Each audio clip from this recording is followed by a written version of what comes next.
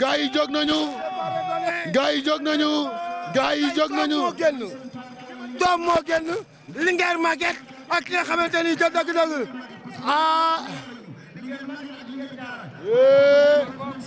gaa yi jóg nañu door nañ Taïf ak Bayla mu jëm ci kanam. door nañ Taïf ak Bayla mu jëm ci kanam bi ñu dooree Linguère Maguette mais Taïf ak Bayla dafa ñëw na ko bàyyil ma jiitu bëgguma poussière.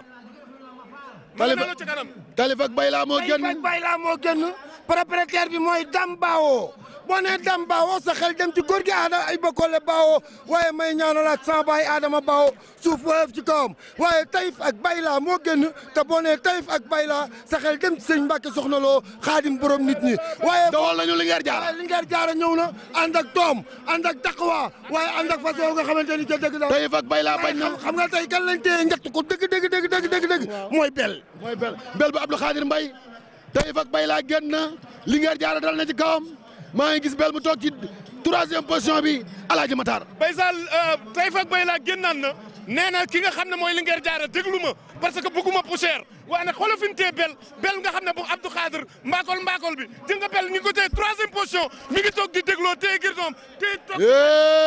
gaa yi dawal nañu. rangaan nañu. gaa yi rangaan nañu. sama yaram xam nga li ci garaaw Alaaji Matar gisee boo nee rangaan nañu da nga ji boole tourné nañu waaye façon nga xamante ni mooy toom ñëw na waaye taxawaa ak ki nga xamante ni ca dëgg-dëgg mooy baax ñoom ñëpp kenn ku nekk yaa ngi toog ci xaaj waaye Fallou Diop ñëw na ak Soudou. Fallou Diop ñëw na ak Soudou ñëw na kanam Soudou bu Adama Bao ñëw na kanam waaye maa ngi gis toom rek mu nekk ci 2e position bi. la ilaha illallah. maa ngi nuyu Malaw. grand connaisseur borom dégradé bi. waa xaritu maa ngi nga xam ne moom xaritu Bàcc Diop la woon. waaye di xaritu Omar Bao. waaye di xaritu Papis Niang. waaye di la wax ne Soudou ñëw na kanam. Soudou ñëw na kanam waaye boo waxee ci Malaw di xaritu Ablaye Mbaye Peex del wax ci moom Soudou ñëw na kanam. Soudou ñëw na ànd ak bel mi nga xam ne Soudou ak bel dem nañu xoolal ña nga ne le ca autoroute à péage ba bel génn na ko waaye Soudou nee na ko loo wax ba Soudou. taxawaa ñëw na 3e position Soudou ak bel nekk.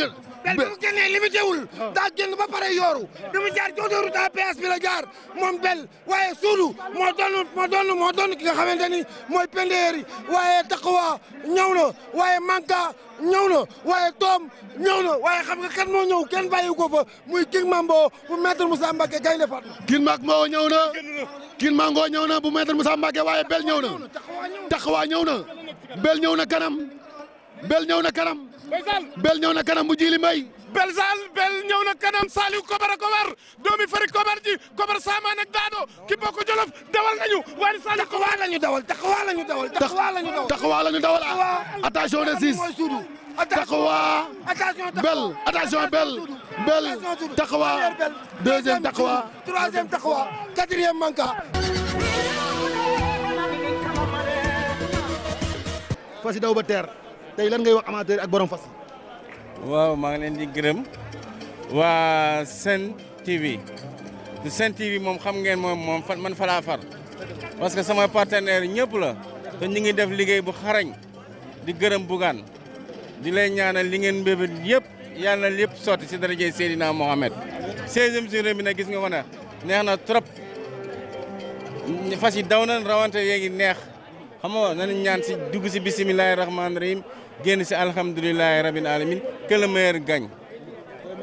mais tey boo doon wax ci borom fas yi nga xamante ñooy rawante lan nga leen di conseiller ak lan nga leen di xalaat.